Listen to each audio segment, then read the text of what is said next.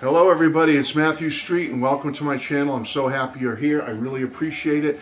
And folks, I'm going to do a video response to someone who recently had a contest. Now I don't think the contest is still going on because the original video by the vinyl Archivist came out about 3 or more weeks ago. But I was watching Stephen Schnee's channel recently and he participated in this contest and I decided, you know what? I wasn't aware of it, but it looks so much fun, I'm going to do it anyway. So, to the Vinyl Archivist, thank you for starting this thread, this contest.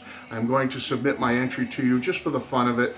And it's called Show Your Wallflower or Show Your Wallflowers, which are basically an album or albums that you feel never got the respect or the sales or the popularity that they should have gotten back when they first came out. Perhaps people just kind of overlooked them. They didn't get the proper marketing or promotion, whatever. But you feel they're really good albums that everybody should explore and check out, but they just, for whatever reason, didn't quite make it. And I picked 3, as Stephen Schnee did in his video. And to the Vinyl Archivist, I just subscribed to your channel. I'm not too familiar with you. I apologize.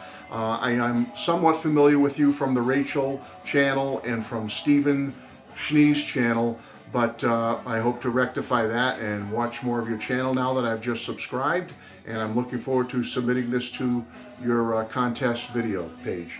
Okay, so I picked 3, folks. The first one I picked was this album by Marshall Crenshaw called Mary Jean plus 9 Others. And yes, I've seen Marshall live numerous times. He's one of my favorites. And Marshall did sign it for me right here. Hi, Marshall Crenshaw with Silver Sharpie. Folks, this is a fabulous album. Came out on Warner Brothers Records. And it's definitely one of those albums that got forgotten. It even has the cutout slit in it right here. This is a great album by Marshall, folks. I'll show you. It's on the original Warner Brothers label. Great condition. And folks, talk about a forgotten album, okay? This was Marshall's 4th album for Warner Brothers after his fabulous debut album, self-titled Marshall Crenshaw. Just outstanding classic album. If you don't have that album, you need to get it. He released a couple of more albums, which I personally love, but this is one that I think everybody could get into. It's just a wonderful guitar-laden, guitar-orientated album. Great melodies, sounds, hooks galore. Marshall's playing is fabulous on this. The songwriting is great. Here's the back with the song titles. There's only 10 songs on the album. There's no major singles that did well in the charts on this album. It didn't do well as an album. It ended up in the cutout bins, and what a shame, because it's just a fabulous, great album. He's such a talent. He has so much great material out there. I implore you to explore Marshall Crenshaw. Check out a couple of his albums, especially the first one. Just check out any of his catalog. But this one, the 4th album for Warner Brothers, Mary Jean plus 9 Others, is a forgotten album that's a shame, a terrible shame. It's a great album that should have been top of the charts. It's that good. So that's my first entry. Now my second entry is by a band I've loved since I was a little kid in the early 70s, Starting Over by the Raspberries. Man, this band is great. They only put out 4 official studio albums, and then later on through the years a lot of compilations came out, and then eventually about 13 years ago the original 4 members reunited for a series of concerts, and they also released a double live vinyl and CD release of their different shows they did a few years ago. But this was their final studio album as a group. 2 of the original members, bass player Dave Smalley and drummer Jim Bonfanti, had left the band after the 3rd studio album. And in came Mike McBride on drums and Scott McCarl on bass and vocals and songwriting. And folks, in my opinion, this is my favorite Raspberries album. I love all their albums, but this one is by far my favorite. It does have a top 40 song on it, Overnight Sensation, Starting Over, but there's so much great material on this album, folks. I don't know if you'll be able to pick it up with the camera and the glare and stuff, but I'm going to try to show you the songs here. But what a great album. What an outstanding album, folks. Just to show you, it's on the, when it came out on the orange Capitol label. They were on Capitol, the Raspberries.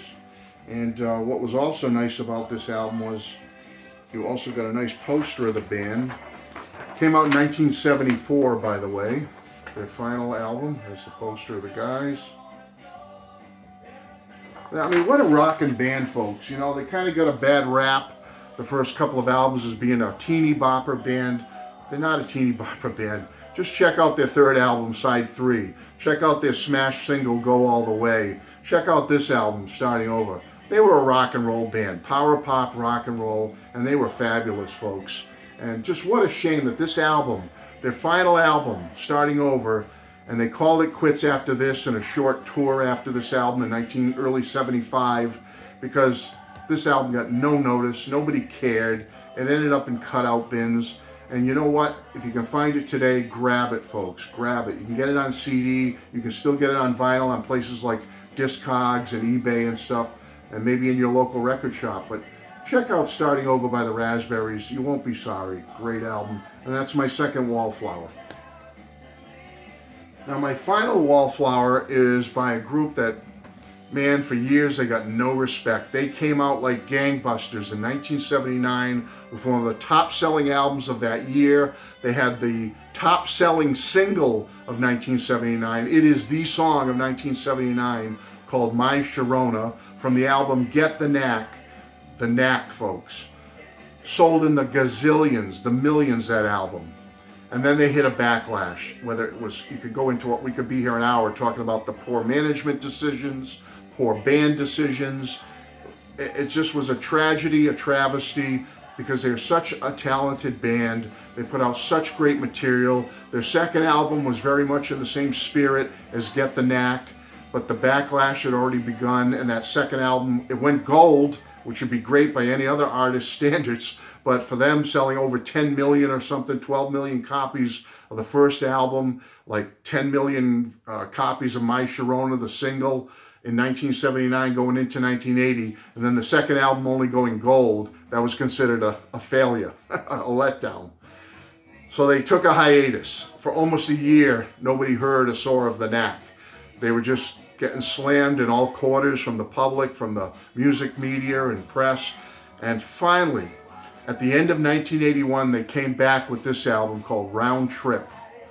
Folks, what a fabulous comeback for the band, and it went nowhere. It went nowhere. Nobody cared, didn't do anything, didn't sell anything. There was like one or two singles from it, which didn't do anything. I'll show you the inner sleeve. Comes with an inner sleeve with all the lyrics. Produced by the great Jack Douglas. I'm sure you've all heard of Jack Douglas. Producer of bands like Aerosmith and Cheap Trick. And more importantly, Jack Douglas produced the final album while John Lennon was still alive, called Double Fantasy. It's a plastic sleeve, which was one of the first times I ever saw a pure plastic sleeve for an album. The Knack on Capitol. Nice little Capitol label there. Blue and red on the back. Blue is the main color, red there. Nice. Okay, folks, but this album, in my opinion, is one of, you know, Get the Knack is what it is, and it's a great album. I love it. It's one of the most perfect power pop albums ever made. But this is, in my opinion, right up there with it. It's a different album. There's a lot of different musical textures on it, and they're exploring a little bit of the sound of the band at this point and doing a lot of different things, but you know what? It all fits. It fits, folks. It's fabulous. This is a lost album, a forgotten album from 1981 that everybody should check out. If you're a fan of great music, great playability, great songwriting, great singing, it's just very diverse. It's very pleasurable. I mean, there's not a bad track on here. And mine happens to be signed by Mr. Jack Douglas himself. He was at a fest for Beatle fans not too long ago. And, you know, so obviously signing lots of copies of Double Fantasy and whatnot, but he was really chuffed and really excited when I put this in front of him, and his face lit right up, and he said, "Oh man, that's a great album." He says, "That was such a fun album to produce." He said, "That was a fun album." And they were great, great bunch of guys when they recorded it. He just was so happy when I brought this up to him and showed it to him. So folks, this is my third Wallflower to the Vinyl Archivist. Thank you. I hope everybody will check out these 3 albums I showed you and realize that they're all fantastic and they were all kind of lost and forgotten in the shuffle. So folks, thanks again. I'm so happy to be part of this fun little contest. And if it's over, that's no problem. Just here for the fun, folks.